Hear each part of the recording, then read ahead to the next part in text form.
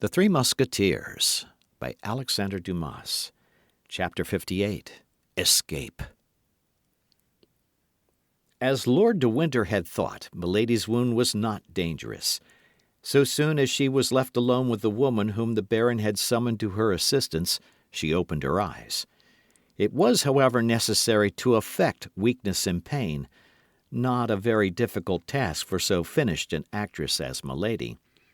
Thus the poor woman was completely the dupe of the prisoner, whom, notwithstanding her hints, she persisted in watching all night. But the presence of this woman did not prevent Milady from thinking. There was no longer a doubt that Felton was convinced. Felton was hers. If an angel appeared to that young man as an accuser of Milady, he would take him, in the mental disposition in which he now found himself, for a messenger sent by the devil. Milady smiled at this thought, for Felton was now her only hope, her only means of safety. But Lord de Winter might suspect him. Felton himself might now be watched. Toward 4 o'clock in the morning the doctor arrived, but since the time Milady stabbed herself, however short, the wound had closed. The doctor could therefore measure neither the direction nor the depth of it. He only satisfied himself by Milady's pulse that the case was not serious. In the morning, Milady, under the pretext that she had not slept well in the night and wanted rest, sent away the woman who attended her. She had one hope, which was that Felton would appear at the breakfast hour. But Felton did not come. Were her fears realized? Was Felton, suspected by the Baron, about to fail her at the decisive moment? She had only 1 day left.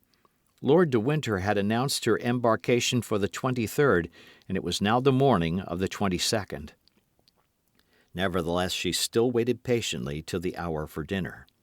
Although she had eaten nothing in the morning, the dinner was brought in at its usual time.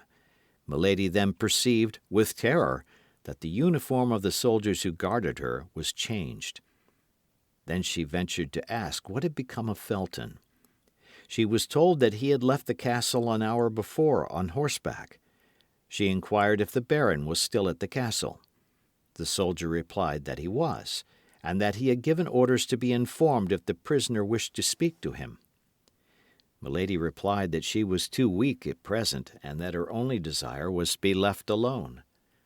The soldier went out, leaving the dinner served. Felton was sent away. The marines were removed. Felton was then mistrusted. This was the last blow to the prisoner. Left alone, she arose. The bed, which she had kept from prudence and that they might believe her seriously wounded, burned her like a bed of fire. She cast a glance at the door. The Baron had had a plank nailed over the grating. He no doubt feared that by this opening she might still by some diabolical means corrupt her guards. Milady smiled with joy. She was free now to give way to her transports without being observed. She traversed her chamber with the excitement of a furious maniac or of a tigress shut up in an iron cage. Certes, if the knife had been left in her power, she would now have thought, not of killing herself, but of killing the Baron. At 6 o'clock Lord de Winter came in. He was armed at all points. This man, in whom Milady till that time had only seen a very simple gentleman, had become an admirable jailer. He appeared to foresee all, to divine all, to anticipate all. A single look at Milady apprised him of all that was passing in her mind. "Ah," said he, "I see, but you shall not kill me today. You have no longer a weapon, and besides, I am on my guard. You had begun to pervert my poor Felton. He was yielding to your infernal influence. But I will save him. He will never see you again. All is over. Get your clothes together. Tomorrow you will go. I had fixed the embarkation for the 24th, but I have reflected that the more promptly the affair takes place, the more sure it will be. Tomorrow, by 12 o'clock, I shall have the order for your exile signed Buckingham. If you speak a single word to anyone before going aboard ship, my sergeant will blow your brains out. He has orders to do so. If when on the ship you speak a single word to anyone before the captain permits you, the captain will have you thrown into the sea. That is agreed upon. Au revoir, then. That is all I have to say today. Tomorrow I will see you again to take my leave." With these words the Baron went out. Milady had listened to all this menacing tirade with a smile of disdain on her lips, but rage in her heart. Supper was served. Milady felt that she stood in need of all her strength. She did not know what might take place during this night which approached so menacingly, for large masses of cloud rolled over the face of the sky, and distant lightning announced a storm. The storm broke about 10 o'clock. Milady felt a consolation in seeing nature partake of the disorder of her heart. The thunder growled in the air like the passion and anger in her thoughts. It appeared to her that the blast, as it swept along, dishevelled her brow, as it bowed the branches of the trees and bore away their leaves. She howled as the hurricane howled, and her voice was lost in the great voice of nature, which also seemed to groan with despair. All at once she heard a tap at her window, and by the help of a flash of lightning she saw the face of a man appear behind the bars. She ran to the window and opened it. "Felton!" cried she, "I am saved!" "Yes," said Felton, "but silence, silence! I must have time to file through these bars. Only take care that I am not seen through the wicket." "Oh, it is a proof that the Lord is on our side, Felton," replied Milady. "They have closed up the grating with a board." "That is well. God has made them senseless," said Felton. "But what must I do?" asked Milady. "Nothing, nothing. Only shut the window. Go to bed, or at least lie down in your clothes. As soon as I have done, I will knock on one of the panes of glass. But will you be able to follow me?" "Oh, yes." "Your wound?" "Gives me pain, but will not prevent my walking." "Be ready, then, at the first signal." Milady shut the window, extinguished the lamp, and went, as Felton had desired her, to lie down on the bed. Amid the moaning of the storm she heard the grinding of the file upon the bars, and by the light of every flash she perceived the shadow of Felton through the panes. She passed an hour without breathing, panting, with a cold sweat upon her brow, and her heart oppressed by frightful agony at every movement she heard in the corridor. There are hours which last a year.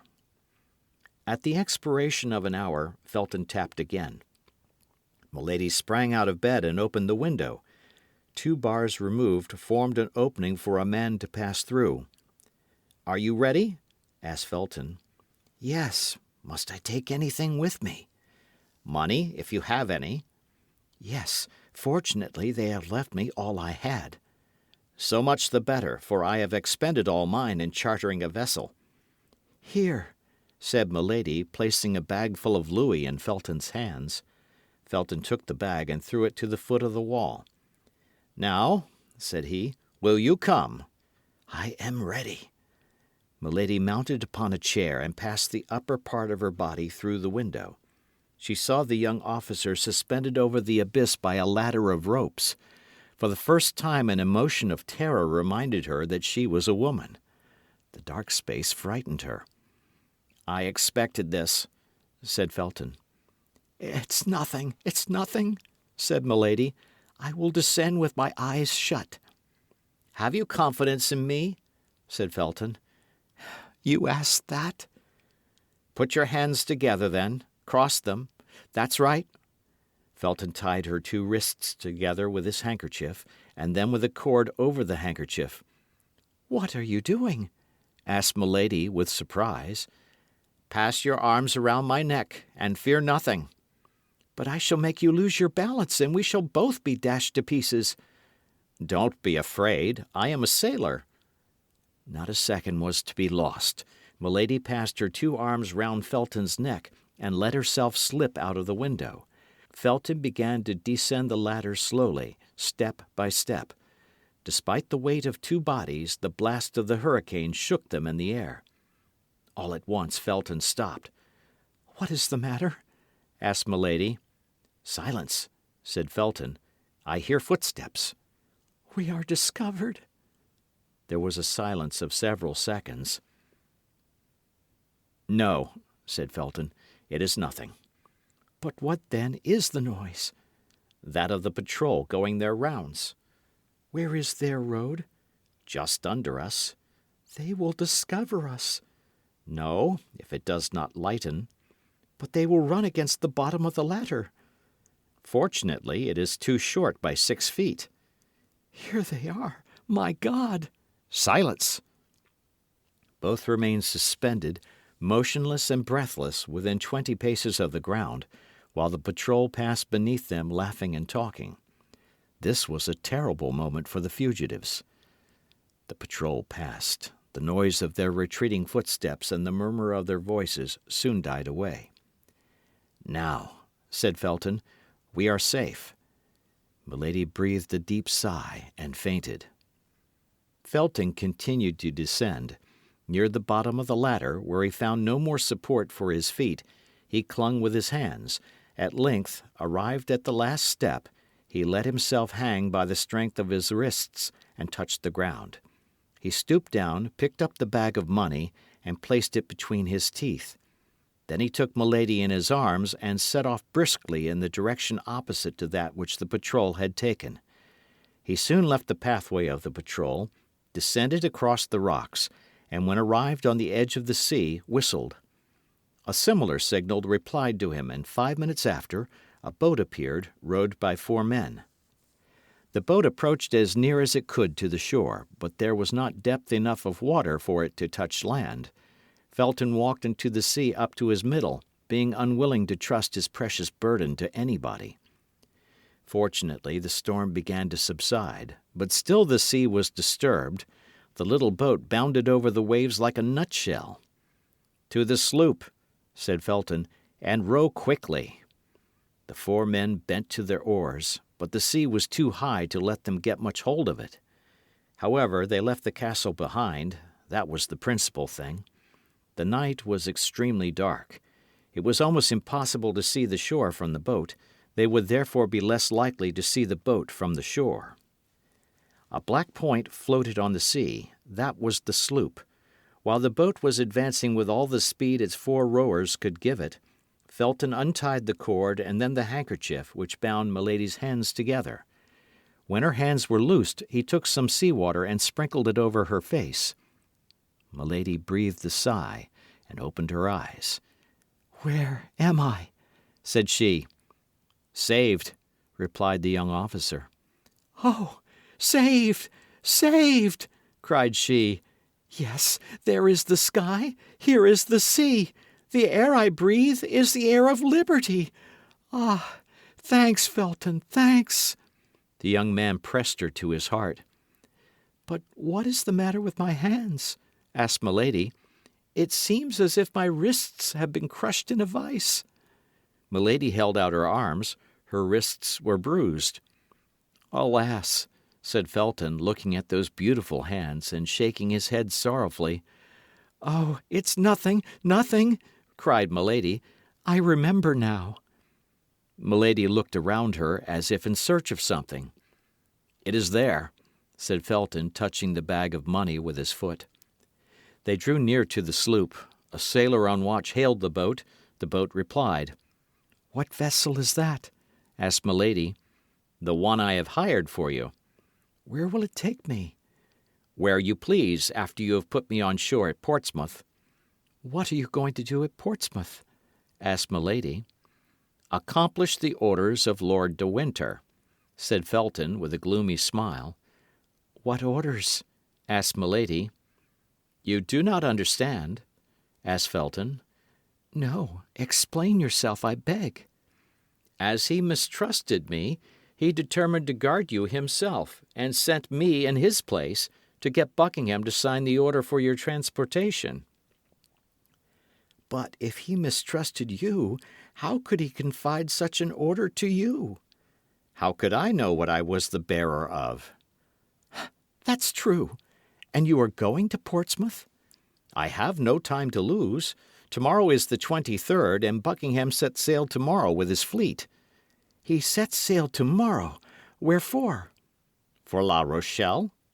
He need not sail, cried Milady, forgetting her usual presence of mind. Be satisfied, replied Felton. He will not sail. Milady started with joy. She could read to the depths of the heart of this young man. The death of Buckingham was written there at full length. "Felton," cried she, "you are as great as Judas Maccabeus. If you die, I will die with you. That is all I can say to you." "Silence!" cried Felton. "We are here." In fact, they touched the sloop. Felton mounted the ladder first and gave his hand to Milady, while the sailors supported her, for the sea was still much agitated. An instant after, they were on the deck. "Captain," said Felton, "this is the person of whom I spoke to you, and whom you must convey safe and sound to France." "For 1,000 pistoles," said the captain. "I have paid you 500 of them." "That's correct," said the captain. "And here are the other 500," replied Milady, placing her hand upon the bag of gold. "No," said the captain. "I make but one bargain, and I have agreed with this young man that the other 500 shall not be due to me till we arrive at Boulogne." "And shall we arrive there?" "Safe and sound, as true as my name's Jack Butler." "Well," said Milady, "if you keep your word, instead of 500, I will give you 1,000 pistoles." "Hurrah for you, then, my beautiful lady!" cried the captain. "And may God often send me such passengers as your ladyship." "Meanwhile," said Felton, "convey me to the little bay of— You know it was agreed you should put in there." The captain replied by ordering the necessary manoeuvres, and towards 7 o'clock in the morning the little vessel cast anchor in the bay that had been named. During this passage, Felton related everything to Milady: how, instead of going to London, he had chartered the little vessel; how he had returned; how he had scaled the wall by fastening cramps in the interstices of the stones, as he ascended, to give him foothold; and how, when he had reached the bars, he fastened his ladder. Milady knew the rest. On her side, Milady tried to encourage Felton in his project, but at the first words which issued from her mouth, she plainly saw that the young fanatic stood more in need of being moderated than urged. It was agreed that Milady should wait for Felton till 10 o'clock. If he did not return by 10 o'clock, she was to sail. In that case, and supposing he was at liberty, he was to rejoin her in France, at the convent of the Carmelites at Bethune. End of chapter.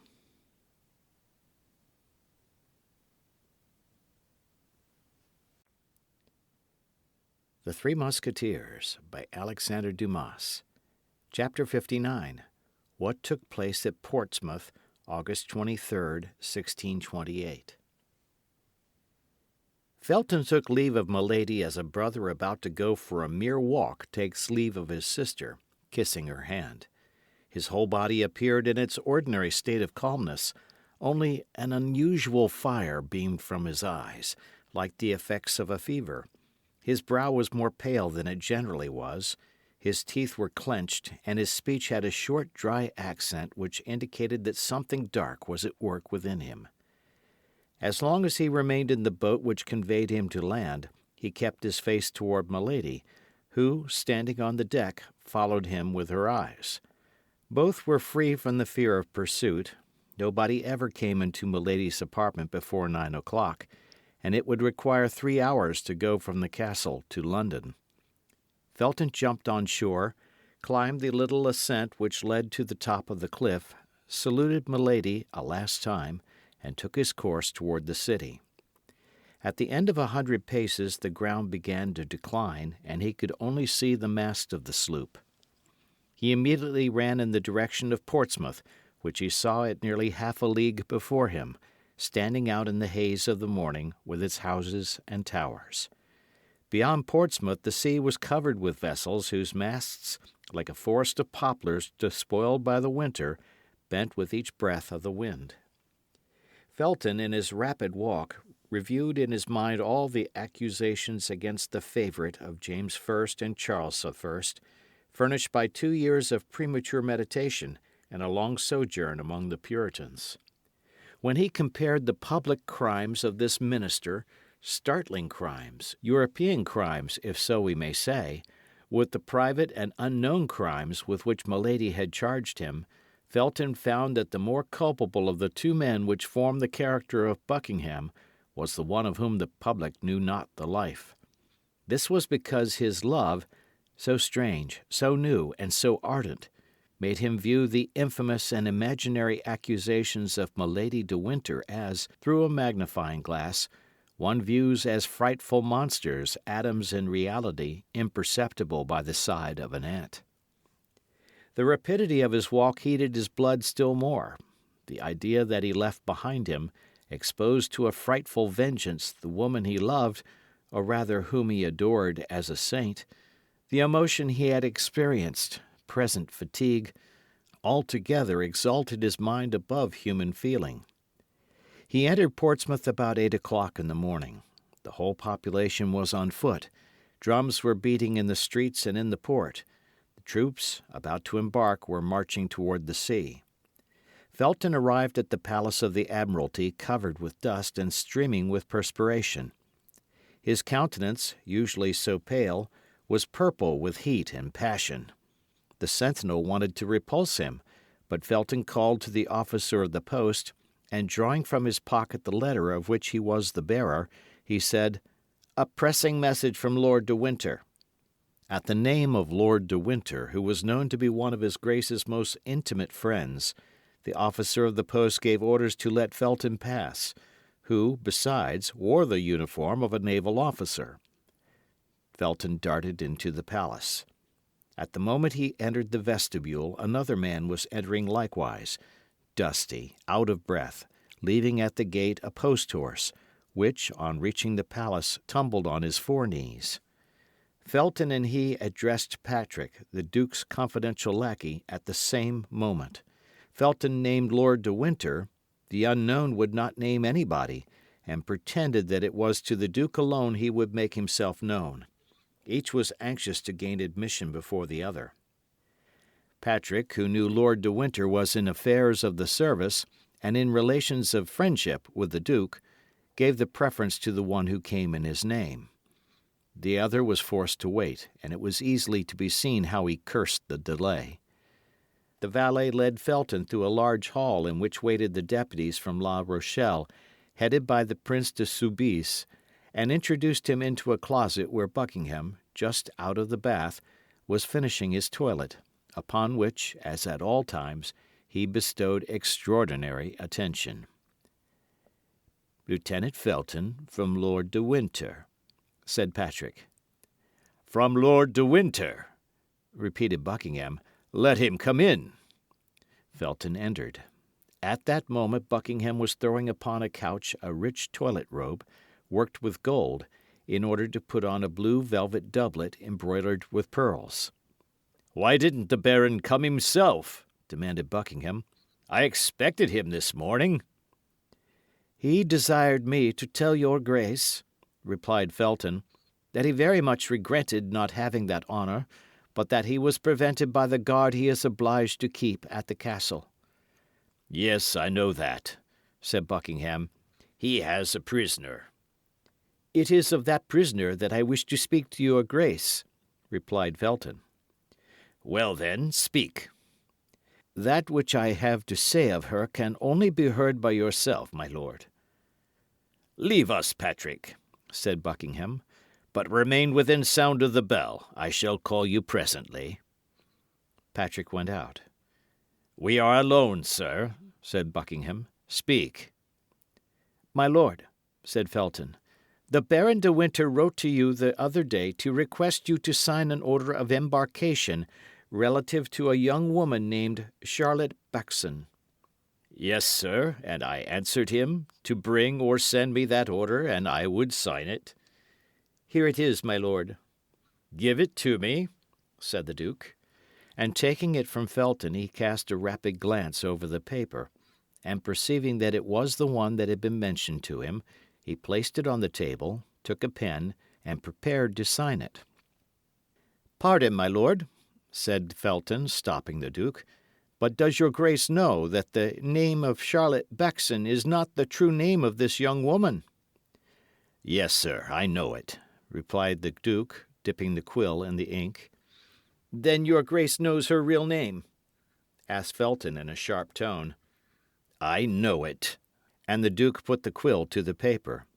Felton grew pale. "And knowing that real name, my lord," replied Felton, "will you sign it all the same?" "Doubtless," said Buckingham, "or rather twice than once." "I cannot believe," continued Felton, in a voice that became more sharp and rough, "that your grace knows that it is to Milady de Winter this relates." "I know it perfectly, although I am astonished that you know it." "And will your grace sign that order without remorse?" Buckingham looked at the young man haughtily. "Do you know, sir, that you are asking me very strange questions, and that I am very foolish to answer them?" "Reply to them, my lord," said Felton. "The circumstances are more serious than you perhaps believe." Buckingham reflected that the young man, coming from Lord de Winter, undoubtedly spoke in his name, and softened. "Without remorse," said he. "The baron knows, as well as myself, that Milady de Winter is a very guilty woman, and it is treating her very favourably to commute her punishment to transportation." The duke put his pen to the paper. "You will not sign that order, my lord," said Felton, making a step toward the duke. "I will not sign this order. And why not?" "Because you will look into yourself, and you will do justice to the lady." "I should do her justice by sending her to Tyburn," said Buckingham. "This lady is infamous." "My lord, Milady de Winter is an angel. You know that she is, and I demand her liberty of you." "Bah! Are you mad to talk to me thus?" said Buckingham. "My lord, excuse me. I speak as I can. I restrain myself. But, my lord, think of what you're about to do, and beware of going too far." "What do you say? God pardon me!" cried Buckingham. "I really think he threatens me." "No, my lord, I still plead, and I say to you, one drop of water suffices to make the full vase overflow. One slight fault may draw down punishment upon the head spared, despite many crimes." "Mr. Felton," said Buckingham, "you will withdraw, and place yourself at once under arrest." "You will hear me to the end, my lord. You have seduced this young girl. You have outraged, defiled her. Repair your crimes toward her. Let her go free, and I will exact nothing else from you." "You will exact," said Buckingham, looking at Felton with astonishment, and dwelling upon each syllable of the three words as he pronounced them. "My lord," continued Felton, becoming more excited as he spoke, "my lord, beware! All England is tired of your iniquities. My lord, you have abused the royal power, which you have almost usurped. My lord, you are held in horror by God and men. God will punish you hereafter, but I will punish you here." "Ah, this is too much!" cried Buckingham, making a step toward the door. Felton barred his passage. "I ask it humbly of you, my lord," said he. "Sign the order for the liberation of Milady de Winter. Remember that she is a woman whom you have dishonoured." "Withdraw, sir," said Buckingham, "or I will call my attendant and have you placed in irons." "You shall not call," said Felton, throwing himself between the duke and the bell placed on a stand encrusted with silver. "Beware, my lord, you are in the hands of God." "In the hands of the devil, you mean," cried Buckingham, raising his voice so as to attract the notice of his people, without absolutely shouting. "Sign, my lord, sign the liberation of Milady de Winter," said Felton, holding out a paper to the duke. "By force? You are joking. Halloa, Patrick!" "Sign, my lord." "Never." "Never?" "Help!" shouted the duke, and at the same time he sprang toward his sword. But Felton did not give him time to draw it. He held the knife with which Milady had stabbed herself open in his bosom. At one bound he was upon the duke. At that moment Patrick entered the room, crying, "A letter from France, my lord." "From France!" cried Buckingham, forgetting everything and thinking from whom that letter came. Felton took advantage of this moment and plunged the knife into his side up to the handle. "Ah, traitor!" cried Buckingham. "You have killed me!" "Murder!" screamed Patrick. Felton cast his eyes round for means of escape, and seeing the door free, he rushed into the next chamber, in which, as we have said, the deputies from La Rochelle were waiting, crossed it as quickly as possible, and rushed toward the staircase. But upon the first step he met Lord de Winter, who, seeing him pale, confused, livid, and stained with blood both on his hands and face, seized him by the throat, crying, "I knew it! I guessed it! But too late by a minute! Unfortunate, unfortunate that I am!" Felton made no resistance.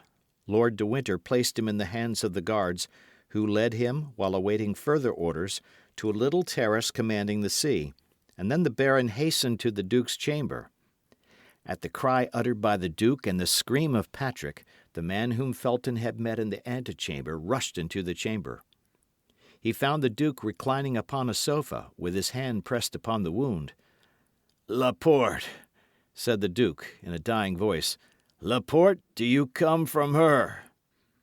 "Yes, monseigneur," replied the faithful cloak-bearer of Anne of Austria, "but too late, perhaps." "Silence, Laporte, you may be overheard. Patrick, let no one enter. Oh, I cannot tell what she says to me. My God, I am dying." And the duke swooned. Meanwhile, Lord de Winter, the deputies, the leaders of the expedition, the officers of Buckingham's household, had all made their way into the chamber. Cries of despair resounded on all sides. The news, which filled the palace with tears and groans, soon became known and spread itself throughout the city. The report of a cannon announced that something new and unexpected had taken place. Lord de Winter tore his hair. "Too late by a minute!" cried he. "Too late by a minute! Oh, my God, what a misfortune!" He had been informed at 7 o'clock in the morning that a rope ladder floated from one of the windows of the castle.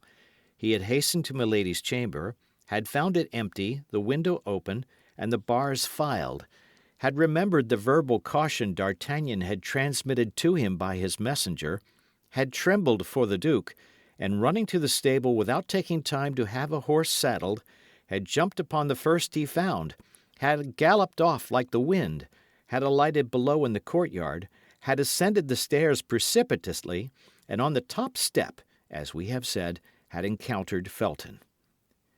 The duke, however, was not dead. He recovered a little, reopened his eyes, and hope revived in all hearts. "Gentlemen," said he, "leave me alone with Patrick and Laporte. Ah, is that you, De Winter? You sent me a strange madman this morning. See the state in which he has put me." "Oh, my lord," cried the baron, "I shall never console myself." "And you would be quite wrong, my dear De Winter," said Buckingham, holding out his hand to him. "I do not know the man who deserves being regretted during the whole life of another man. But leave us, I pray you." The baron went out sobbing. There only remained in the closet of the wounded duke Laporte and Patrick. A physician was sought for, but none was yet found. "You will live, my lord, you will live," repeated the faithful servant of Anne of Austria, on his knees before the duke's sofa. "What has she written to me?" said Buckingham, feebly, streaming with blood, and suppressing his agony to speak of her he loved. "What has she written to me? Read me her letter." "Oh, my lord," said Laporte. "Obey, Laporte. Do you not see I have no time to lose?" Laporte broke the seal, and placed the paper before the eyes of the duke, but Buckingham in vain tried to make out the writing. "Read," said he, "read. I cannot see. Read, then. For soon, perhaps, I shall not hear, and I shall die without knowing what she has written to me." Laporte made no further objection, and read. "My lord, by that which, since I have known you, have suffered by you and for you, I conjure you, if you have any care for my repose, to countermand those great armaments which you are preparing against France, to put an end to a war of which it is publicly said religion is the ostensible cause, and of which it is generally whispered your love for me is the concealed cause. This war may not only bring great catastrophes upon England and France, but misfortune upon you, my lord, for which I should never console myself. Be careful of your life, which is menaced, and which will be dear to me from the moment I am not obliged to see an enemy in you. Your affectionate Anne." Buckingham collected all his remaining strength to listen to the reading of the letter. Then, when it was ended, as if he had met with a bitter disappointment, he asked, "Have you nothing else to say to me by the living voice, Laporte?" "The Queen charged me to tell you to watch over yourself, for she had advice that your assassination would be attempted." "And is that all? Is that all?" replied Buckingham impatiently. "She likewise charged me to tell you that she still loved you." "Ah," said Buckingham, "God be praised. My death, then, will not be to her as the death of a stranger." Laporte burst into tears. "Patrick," said the duke, "bring me the casket in which the diamond studs were kept." Patrick brought the object desired, which Laporte recognised as having belonged to the queen. "Now the scent bag of white satin, on which her cipher is embroidered in pearls." Patrick again obeyed. "Here, Laporte," said Buckingham, "these are the only tokens I ever received from her. This silver casket and these 2 letters. You will restore them to Her Majesty, and as a last memorial," he looked round for some valuable object, "you will add—" He still sought, but his eyes, darkened by death, encountered only the knife which had fallen from the hand of Felton, still smoking with the blood spread over its blade. "And you will add to them this knife," said the duke, pressing the hand of Laporte. He had just strength enough to place the scent bag at the bottom of the silver casket, and to let the knife fall into it, making a sign to Laporte that he was no longer able to speak. Then, in a last convulsion, which this time he had not the power to combat, he slipped from the sofa to the floor. Patrick uttered a loud cry. Buckingham tried to smile a last time, but death checked his thought, which remained engraved on his brow like a last kiss of love. At this moment the duke's surgeon arrived, quite terrified. He was already on board the admiral's ship, where they had been obliged to seek him. He approached the duke, took his hand, held it for an instant in his own, and letting it fall, "All is useless," said he. "He is dead." "Dead! Dead!" cried Patrick. At this cry all the crowd re-entered the apartment, and throughout the palace and town there was nothing but consternation and tumult. As soon as Lord de Winter saw Buckingham was dead, he ran to Felton, whom the soldiers still guarded on the terrace of the palace. "Wretch!" said he to the young man, who since the death of Buckingham had regained that coolness and self-possession which never after abandoned him. "Wretch, what have you done?" "I have avenged myself," said he. "Avenged yourself!" said the baron. "Rather say that you have served as an instrument to that accursed woman. But I swear to you that this crime shall be her last." "I don't know what you mean," replied Felton quietly, "and I am ignorant of whom you are speaking, my lord. I killed the Duke of Buckingham because he twice refused you yourself to appoint me captain. I have punished him for his injustice, that is all." De Winter, stupefied, looked on while the soldiers bound Felton, and could not tell what to think of such insensibility. One thing alone, however, threw a shade over the pallid brow of Felton. At every noise he heard, the simple Puritan fancied he recognised the step and voice of Milady coming to throw herself into his arms, to accuse herself and die with him. All at once he started. His eyes became fixed upon a point of the sea, commanded by the terrace where he was. With the eagle glance of a sailor he had recognised there, where another would have seen only a gull hovering over the waves, the sail of a sloop which was directed toward the coast of France.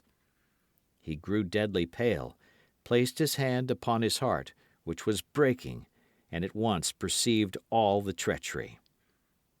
"One last favour, my lord," said he to the baron. "What?" asked his lordship. "What o'clock is it?" The baron drew out his watch. "It wants 10 minutes to 9," said he. Milady had hastened her departure by an hour and a half. As soon as she heard the cannon which announced the fatal event, she had ordered the anchor to be weighed. The vessel was making way under a blue sky at great distance from the coast.